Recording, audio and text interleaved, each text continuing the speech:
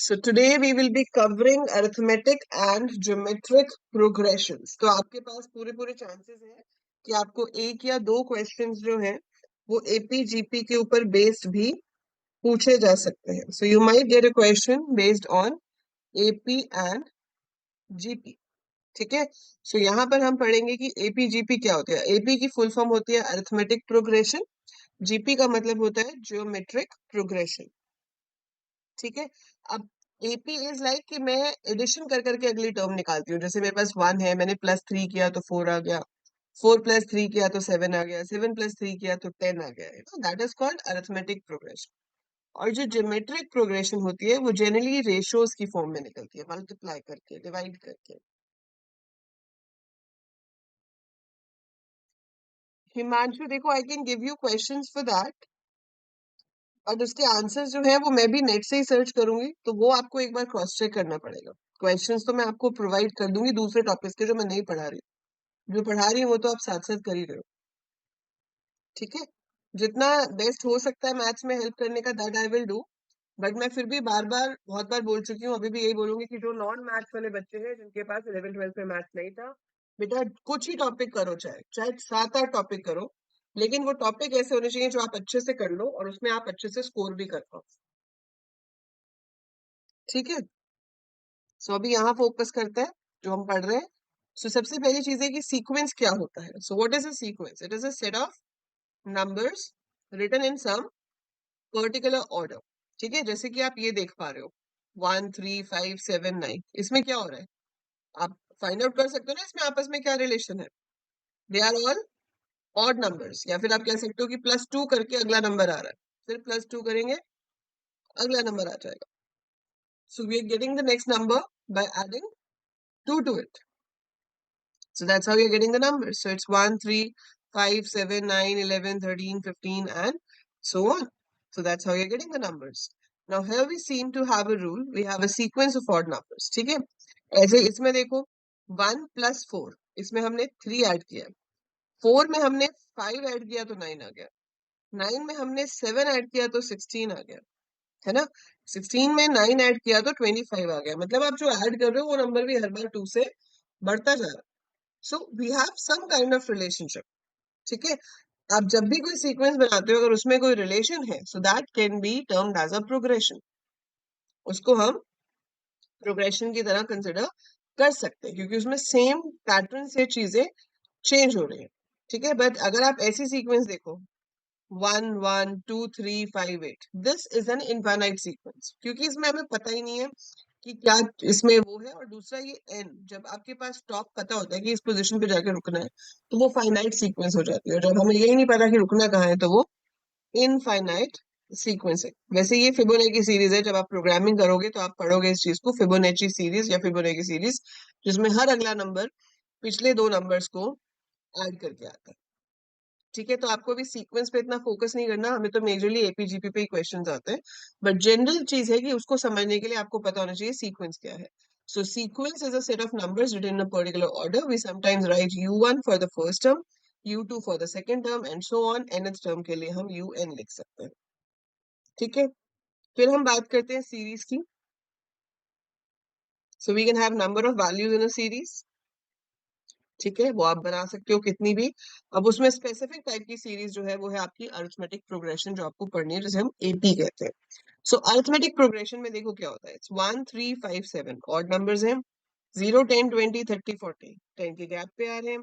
So the difference between the consecutive terms in each sequence is a constant. ठीक है. तो AP में यहाँ पे क्या हो गया, ये आपकी मेन चीज है कि difference between consecutive terms in each sequence is a constant. We would also subtract a constant instead because that is just the same as adding a negative constant. For example, 8 5 2 -1 -4. तो आपके पास यहाँ पे जो change है वो negative constant है. 8 में से -3 किया तो 5 आ गया, 5 -3 किया तो 2 हो गया, 2 -3 किया तो -1 हो गया, -1 -3 किया तो -4 हो गया.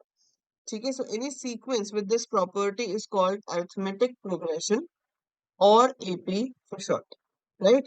Now we can use algebraic notation to represent an arithmetic progression. We shall let a stand for the first term of the sequence. तो हम ए को क्या कहते हैं कि हमारी पहली टर्म है। अगली टर्म क्या हो जाएगी, ए प्लस डी। जैसे ये ए है, इसमें डी को ऐड किया, डी क्या है, difference between the two terms. ठीक है, दो टर्म्स जो है आपकी, उनका आपस में क्या डिफरेंस है। So difference between two terms is your d, that is the distance. तो सेकेंड टर्म क्या हो जाएगी, ए प्लस डी। तीसरी टर्म क्या हो जाएगी, ए प्लस टू डी, फिर a plus three d, a plus four d and so on. तो अगर मैं इसमें nth टर्म निकालने का आपको फॉर्मूला बोलूं तो आप निकाल सकते हो कि वो फॉर्मूला क्या होगा, a plus n minus one d. क्योंकि जो फर्स्ट टर्म होती है वो तो सिर्फ a होती है, सेकेंड टर्म में d आपका ऐड होता है, तो सेकेंड टर्म में सिंगल d ऐड हो रहा है। थर्ड टर्म में three minus one two D हो रहा है। फोर्थ टर्म में फोर माइनस वन डी हो रहा है। So that's why it is n minus one d. तो इसका फॉर्मूला क्या बना अरिथमेटिक प्रोग्रेशन का, a plus n minus one D. This is what you need to remember. याद रहेगा सबको, विल यू रिमेंबर दिस?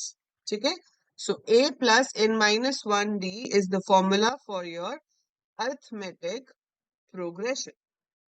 अब अगर आपको ऐसा क्वेश्चन आता है, write down the first five terms of the AP with first term as 8 and common difference 7। इतना इजी भी पेपर में नहीं आ सकता, ठीक है, बाकी आपकी किस्मत है, आगे को आ भी जाए तो। But first five terms of the AP with first term 8, difference 7. So 8 and 7, 15. 15 and 7, 22. 22 or 7, 29. 36. 43. कितनी टर्म्स बतानी है, फर्स्ट फाइव टर्म्स तो पांच ही बतानी है ना, यहीं तक बतानी है। ठीक है, आप बताओ चलो इसका, write down the first five terms of AP with first term 2 and common difference -5। First term 2 है, कॉमन डिफरेंस -5 है। Tell me the first five terms,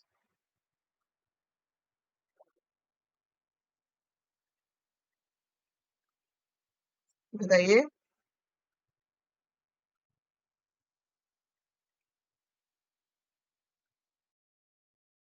Very good, Uday. So we start with 2.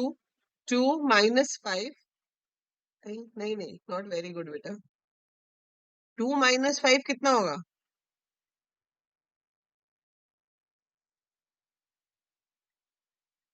हाँ, हिमांशु का ठीक है। 2 minus 5 is -3. -3 minus 5 is -8. -8 minus 5 is -13. And -13 minus 5 is -18. So these are the first five terms for this series. ठीक है, फिर हमसे पूछा है what is the common difference of the AP 11 -1 -12 -25।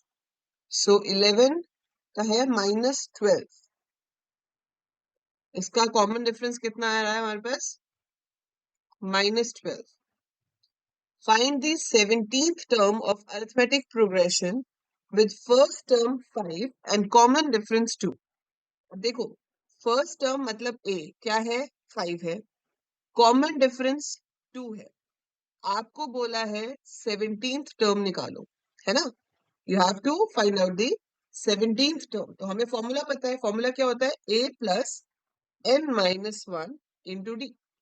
So nth term का फॉर्मूला क्या है, a plus n minus one into D. तो a पता है कितना है 5, n कितना है 17, d कितना है 2। So this will be 16 multiplied by 2, that is 32. 32 plus 5 is 37. Very good, Himanshu. ठीक है, so 37 will be the answer for your question number D. So find the 17th term of the arithmetic expression. So this is how you can calculate.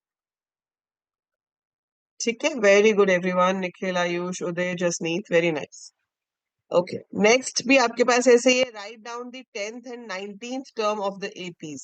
तो clearly हम यहाँ से देख सकते हैं कि हमारी जो starting value है वो है 8। तो A तो 8 हो गया। फर्स्ट वाली सीरीज जो है आपकी, उसमें आपका D क्या है, तो A 8 है और D है 3। इसमें A 8 है और इसका D है -3। तो इनमें आपको 10th और 19th टर्म निकालनी है। तो 10th कैसे आ जाएगी, 8 प्लस 10th का मतलब है 9 multiplied by 3, so that's 27. 27 plus 8, 35. इसमें क्या हो जाएगा, 8 plus 9 into -3, so it will be 8 minus 27, which is going to be minus 19, I guess. यही आएगा ना?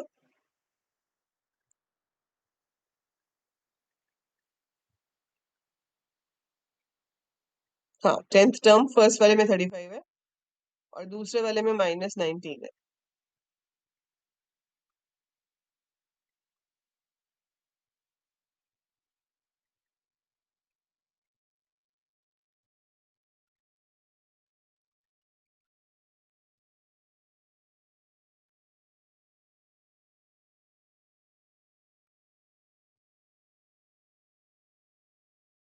ठीक है.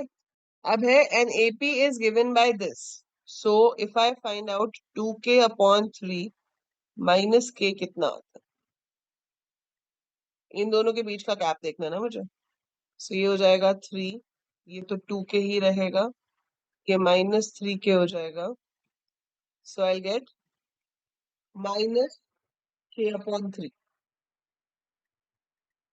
है ना? तो अगर k से मैं -k/3 करूंगी तो मेरे पास 3k -k/3 आ जाएगा. तो इससे मुझे पता चला कि -k/3 मेरा डी होगा इसमें, एफ वाले क्वेश्चन में. ठीक है.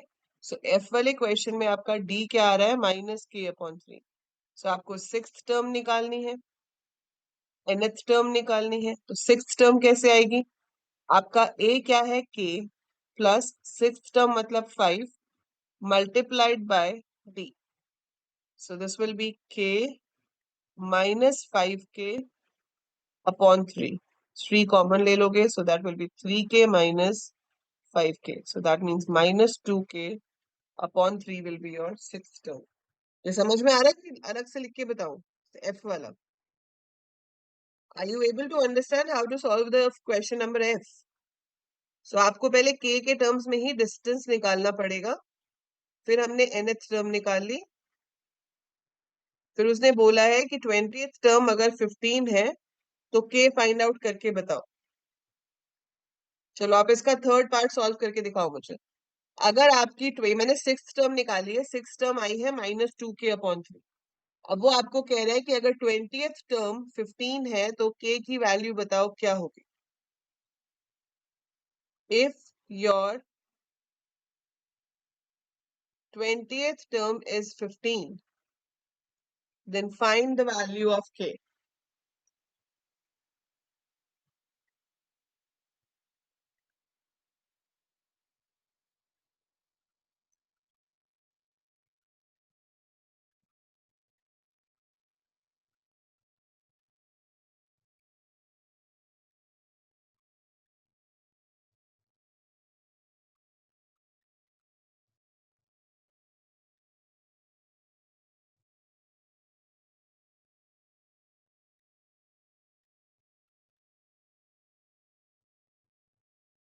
Yes Raghav. So 20th term क्या हो जाएगी, k plus 20 minus 1 multiplied by d, which is -k/3. So it should be k plus -19k/3. So that is in a way k minus 19k/3 and that is equal to 15.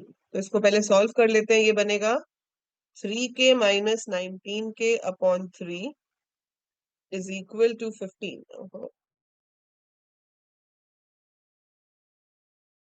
So this would be -16k is equal to 45. So k is equal to 45/16 का negative. Yes, बिल्कुल सही है हिमांशु. ठीक है, आपको तो MCQ में आएगा, बस उसमें ऑप्शन होगी तो you have to choose it. Fine, that is it.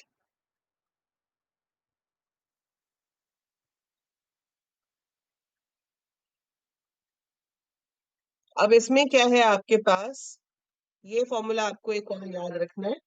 ठीक है. कि अगर आपकी जो टर्म है एपी की वो है a plus n minus one d, तो आपका सम का फॉर्मूला क्या होगा? ठीक है, so what is the formula for sum is 1 upon 2n. Inside the brackets it should be 2a plus n minus 1d. So sum of terms of an arithmetic expression given as arithmetic series, if the starting value is a and the common difference is d, then sum first n terms is this. इसकी derivation देखने की जरूरत नहीं है, उसमें घुस के confuse होने की भी जरूरत नहीं है. Just remember what is the formula है. ठीक है, लास्ट टर्म को ये लोग एल से रिप्रेजेंट कर रहे हैं, तो n minus one d, so 2a plus n minus one d को they can change it with the help of a plus L. Why? Because 2a को मैं लिख सकती हूँ a plus n minus one d. So this is the last term, मतलब nth term. तो ये आपकी nth टर्म हो गई, इसलिए इसको उन्होंने रिप्लेस कर दिया a प्लस एल से. तो आपको जैसे भी याद रखना इजी लगता है आप याद रख सकते हो. So a plus last term याद रख लो, या 2a plus n minus one d याद रख लो, और इसको हाफ n से मल्टीप्लाई करना है. This is the formula for sum of an arithmetic progression. जैसे यहाँ पे दिया हुआ है, find the sum of first 50 terms of the sequence 1 3 5 7 9. First 50 terms निकालना है, मतलब n क्या है 50, स्टार्टिंग पोजिशन क्या है 1, d कितना है 2, है ना. 3 minus 1 is 2, 5 minus 3 is 2, 7 minus 5 is 2. so ये 2 के गैप पे चल रहे हैं. स्टार्टिंग पोजीशन आपकी 1 है, तो a 1 हो गया, ये d हो गया. अगर मैं इसमें पहले ही लास्ट पोजीशन निकाल लेती हूँ, तो वो क्या आएगी 1 plus 49 multiplied by 2. So that is कितना बना ये 98. सो 1 प्लस 98 विच इज 99. तो सम कितना हो जाएगा half into n that is 50, a that is 1 plus L which is 99, that is the last element. So this becomes 100, ये cancel होके 25 बन जाएगा. So this is 25 multiplied by 100, so 2500 आपका आएगा अगर आप first 50 terms को इसकी add करोगे. So it is basically we are adding 1 plus 3 plus 5 plus 7 plus 9 plus 11 plus 13 plus 17 plus 19 plus 21 23 ऐसे करते जाएंगे, तो हमारे पास ये सम बनेगा. ठीक है, so this is how you should know how to put it in the formula and get the result. तो ये फॉर्मूलाज आपको याद रखने पड़ेंगे, कोई बहुत बड़ा या बहुत डिफिकल्ट फॉर्मूला भी नहीं है, इजीली आप इसको याद कर सकते हो. अब जैसे ये वाला एग्जांपल है, इसमें क्या है 1 plus 3.5 plus 6.5, so we can clearly see that the d is 2.5, है ना. तो इसमें आपका ए कितना हो गया 1, डी कितना हो गया 2.5, एन कितना है, कितने एलिमेंट्स हैं इसके अंदर हमें नहीं पता, कितने एलिमेंट्स हैं हमें पता है आखिरी नंबर 101 है. ठीक है, we don't know that how many elements are there. Since we don't know how many elements are there, we can find out. So how can you find out? आप इसको फॉर्मूला में लगा दो. L क्या होता है a plus n minus 1d. L क्या है 101. इसको इसमें जब पुट करेंगे तो हमारे पास आ जाएगा कि ये कौन सी सीरीज का वैल्यू है, ये 40th एलिमेंट है. Since it is the 40th element, that means you have 40 elements in the series. Now we can, अच्छा 40 is n minus 1, तो ये 41 एलिमेंट है. अब आप इसको अपने पूरे फॉर्मूला में पुट करके सम ऑफ द सीरीज निकाल सकते हो. ठीक है, so it's like that. This is how you can solve it.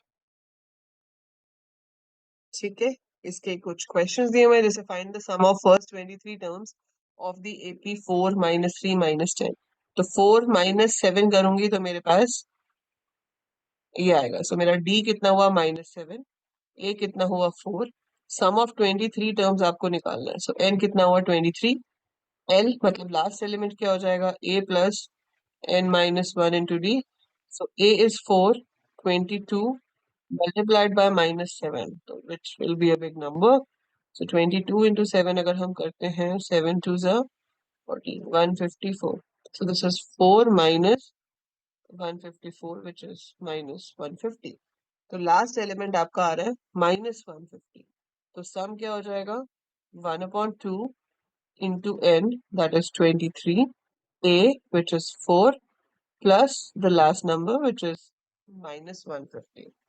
So this comes to be 23 upon 2 and multiplied by a negative number, which should be minus 146. So it will be a negative number जो कि 23 और 73 को multiply करके आए. ठीक है.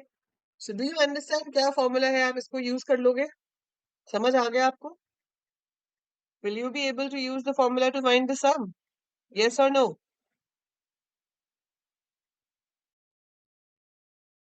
Great.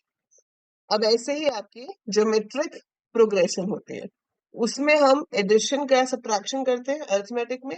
यहाँ पर आप रेशियोज में काम करते हो, मतलब डिवीजन में काम करते हैं. राघव, नंबर ऑफ एलिमेंट्स निकालने के लिए आपको लास्ट वैल्यू पता होगी ना, तो यही वाला जो फॉर्मूला होता है nth टर्म वाला, ये फॉर्मूला है. This is the last value. तो अगर आपको लास्ट वैल्यू पता है लेकिन n नहीं पता, तो आप इस इक्वेशन में वैल्यूज पुट करके n निकाल सकते हो. आप इस इक्वेशन में आपको a पता है, d पता है, l पता है, लेकिन n नहीं पता.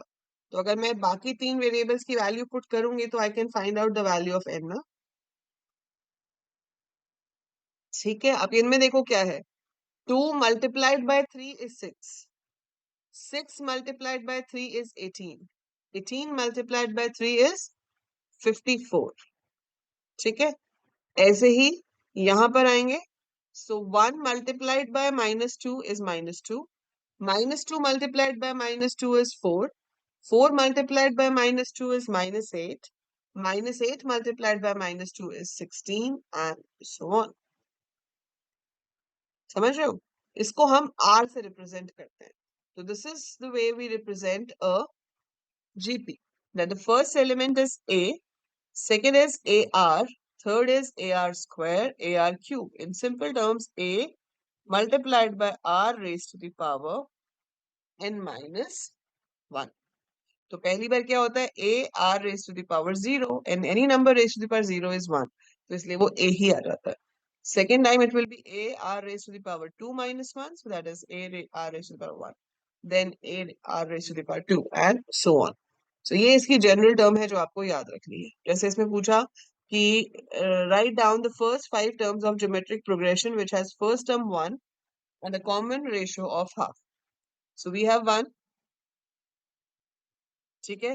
अगला क्या होगा, 1 into 1/2. सो पहला 1 है, फिर 1/2 हो गया, फिर इसको into 1/2 करोगे, सो इट विल बी 1/4, फिर 1/8, फिर 1/16. That's it. ये पहली 5 टर्म्स हो गई. तो a है 1, फिर 1 into r is this, 1 into 1/2 का स्क्वायर इज 1/4, 1 into 1/2 का cube is 1/8 and similar way increasing parts. अब जैसे C वाला पार्ट है, 7th term of the GP, तो इस GP में A कितना है, 2 है. मल्टीप्लाई किससे कर रहे हैं, -3 से, तो R कितना हो गया, -3. आपको निकालनी है 7th term. So A R raised to the power 7 minus 1. So A is 2 multiplied by -3 raised to the power 6. So obviously negative है. पावर अगर इवन है तो पॉजिटिव हो ही जाएगा, क्योंकि नेगेटिव नेगेटिव से मल्टीप्लाई होके पॉजिटिव हो जाता है. So 3 multiplied by 3 will be 9. Multiplied by 3 is 27. Into 3 is 81. 81 into 81 into 3 will be something something. फिर वो जो भी आपके पास आएगा उसको आप 2 से मल्टीप्लाई कर दोगे और आपकी वो 7th टर्म ऑफ GP आ जाएगी. So that's how we can work with geometric progressions. ठीक है. ऐसे ही sum of geometric progressions का फॉर्मूला जो है वो ये बनता है. This is what you need to remember. So sum of geometric progressions is a1 minus r raised to the power n divided by 1 minus r, and we have to make sure कि इसमें r 1 नहीं होना चाहिए, क्योंकि अगर 1 हुआ तो denominator 0 हो जाएगा, और डिनोमिनेटर 0 होने का मतलब है इनफाइनाइट रिजल्ट. और वैसे 1 होगा ही नहीं, क्योंकि आप तो मल्टीप्लाई कर रहे हो ना. अगर मैं a को 1 से ही मल्टीप्लाई करती रहूंगी 1 की पावर से, तो रहेगा तो वो 5 का 5 ही. मान लो a 5 है, तो 5 into 1 is 5. 5 into 1 का square is also 5. 5 into 1 ka cube is also 5. That will never change. So that kind of a GP will never exist, right? So we have to make sure कि हमारा जो R है वो 1 नहीं होगा. ठीक है? So find the sum of geometric series 2, 6, 18, 54. So यहाँ पर हम 3 से मल्टीप्लाई कर रहे हैं. So clearly आपका जो A है वो 2 है, R 3 है, 6 टर्म्स के लिए निकालना है. तो M 6 है. अब हम इस फॉर्मूला में इसको पुट कर देंगे. तो 3 raised to the power 6 होता है 729. ठीक है. So it's 2 multiplied by 1 minus 729 upon minus 2. Calculate करके जो आएगा वो आपका आंसर हो जाएगा. वो बेसिक कैलकुलेशंस आपको करनी है. मेन मुद्दा ये है कि फॉर्मूला याद रखना है. तो फॉर्मूला याद करोगे और उस फॉर्मूला को याद रखोगे ताकि जब क्वेश्चन आए तो आप उसमें उसकी वैल्यूज पुट करके सॉल्यूशन निकाल सको. तो इसमें हम हर बार क्या कर रहे हैं, -2 से डिवाइड कर रहे हैं. So we are dividing. So it is basically -1/2 से आप मल्टीप्लाई कर रहे हो, है ना. तो हम यही कह सकते हैं कि -1/2 से हम मल्टीप्लाई कर रहे हैं. तो ए हो गया 8, आर हो गया -1/2, एन हो गया 5. फॉर्मूला में सारी वैल्यूज पुट करी. पुट करने के बाद इसको सॉल्व करा. सॉल्व करके आपके पास 5.5 आंसर आया है. मतलब 11/2 आया था जिसको इन्होंने 5.5 में रिप्रेजेंट किया है. ठीक है. आप इनको एक बार, ये पीडीएफ मैं आपको भेज दूंगी अभी. तो आप पीडीएफ को गो थ्रू करोगे. ये जो क्वेश्चन इसमें किए हुए हैं वो आप खुद अपने हाथ से सॉल्व करके देखना, ताकि you make sure that yes you have understood and you are able to solve it yourself. ठीक है. आप खुद से उसे सॉल्व कर पा रहे हो या नहीं कर पा रहे हो. जैसे अब इसमें बोला है कि how many terms are there in the geometric progression. तो इसमें सिर्फ आपसे पूछा है कि बताओ इसमें टर्म्स कितनी है. तो हमें आखिरी नंबर क्या दिया है, 128, है ना. So a r n-1 is equal to 128. तो आपको a पता है 2 है, डिस्टेंस भी मतलब ये जो आपका r है रेशो वो भी 2 है. सो हमने इसको ऐसे निकाल लिया. So 128 is equal to 2 into 2 ratio पर n-1. इस 2 को इधर ले गए तो डिवाइड करके 64 बचा. तो अब ये है 64 इज इक्वल टू 2 रेशो पर n-1. हमें पता है 64 2 की पावर्स में आता है. सो 2 रेशो पर 6 इज 64. तो यहां से आ जाएगा n-1 is equal to 6. So n is equal to 7. उधर जाके +1 हो जाएगा. अदरवाइज अगर हमें ये 2 की पावर्स या किसी ऐसे नंबर की पावर ना होती तो लॉग वगैरह की जरूरत पड़ती. उतना लंबा वो भी नहीं देंगे आपको पेपर में, क्योंकि एमसीक्यू है. एंड आप ज्यादा से ज्यादा 1-1.5 मिनट एक क्वेश्चन पे लगा सकते हो. उससे ज्यादा आप मैथ्स में दे भी नहीं सकते. ठीक है. सो हो ही नहीं पाएगा paper otherwise. So these are the things. Convergence of geometric series आपको नहीं करना है, ये नहीं पूछेंगे. ठीक है. So this you don't have to do. So आपको सिर्फ पता होना चाहिए कि आपकी एपी कैसे बनती है, आपकी जीपी कैसे बनती है, सम ऑफ एपी क्या है, सम ऑफ जीपी क्या है. That is it. ठीक है. So that is what you need to know in AP GP. And इसके क्वेश्चंस आप बहुत ही इजीली सॉल्व कर पाओगे. बस you should be lucky enough कि इसका डायरेक्ट स्ट्रेट फॉरवर्ड क्वेश्चन आपके पास आ जाए. ठीक है. So when you get a direct question based on this, you should be able to solve it easily.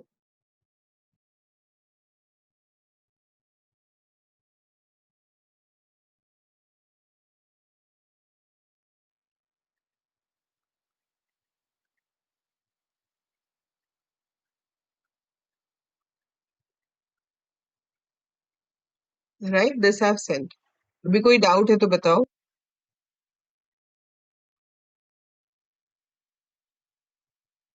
We will be having 2 quiz for sure in the evening. I'll try, Himanshu. Give me 1 day's time.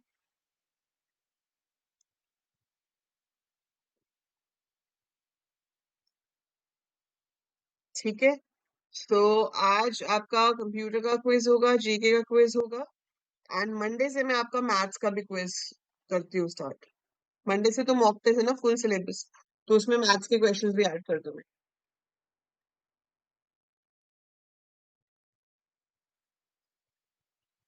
AP GP में कोई doubt है? समझ आ गया? Easy था topic. अरे हाँ, class खत्म होते भेजते हो ना. First thing. 4:30 ही रखा है राघव. थोड़ा लेट हो सकता है 15-20 मिनट, बट अराउंड 4:30 होंगे. मार्क्स 240 समथिंग था अभिषेक लास्ट ईयर, रैंक 1 वाले का।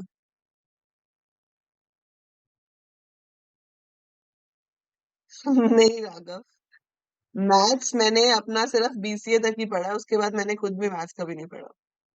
I had maths in 12th, पर वही जैसे आपको बीसीए में एक सेमेस्टर में मैथ्स आएगा उतना ही मैंने बीसीए में पढ़ा था। हाँ, but I was always a top scorer in maths.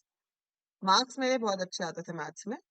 But फिर जब पढ़ाना शुरू किया तो कोडिंग ही से शुरू किया, बिकॉज जब मैं सॉफ्टवेयर डेवलपमेंट से टीचिंग में शिफ्ट हुई तो आई स्टार्टेड टीचिंग कोडिंग, इसलिए वो मैथ्स कभी पढ़ाया नहीं। But I love maths, I love maths, that was my favourite subject in school.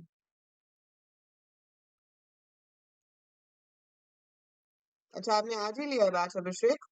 ठीक है बेटा, जो रिकॉर्डिंग्स है वो अच्छे से देखना एंड मॉक टेस्ट जरूर करना सारे। री अटेम्प्ट द मॉक टेस्ट जब तक आपके हर मॉक टेस्ट में से पूरे मार्क्स आने शुरू हो जाए। और कोई भी डाउट हो, आपने व्हाट्सएप ग्रुप ज्वाइन कर लिया हुआ है अभिषेक?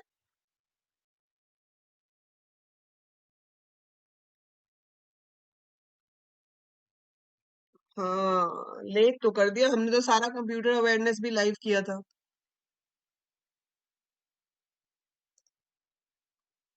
कोई बात नहीं, देर से आए पर दुरुस्त आए। अभी अच्छे से पढ़ो, अच्छे से पेपर जाएगा, डोंट वरी।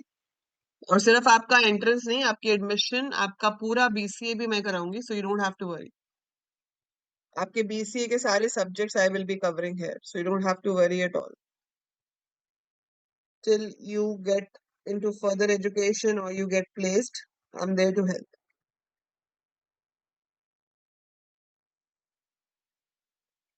अच्छी रैंक आ जाएगी राघव, 200 प्लस में, और अच्छा कॉलेज भी मिल जाएगा। 240 समथिंग था जहां तक मुझे याद है।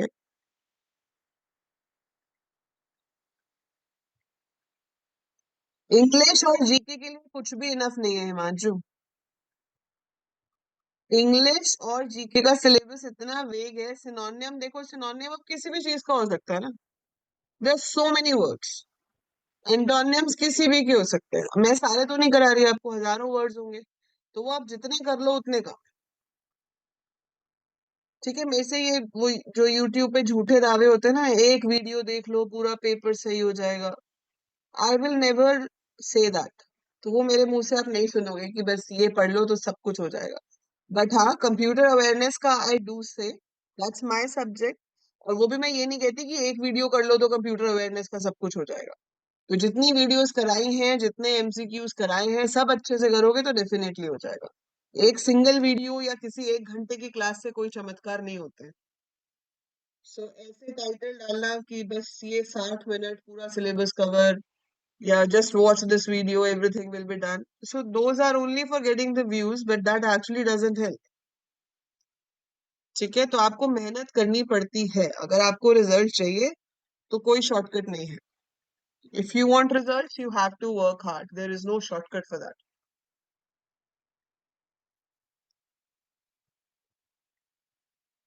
चलिए, सो अपना टाइम वेस्ट नहीं कीजिए, पढ़िए, और मिलते हैं क्विज में, फिर देखते हैं कौन कितने पानी में है। चलो bye, take care, have a good day.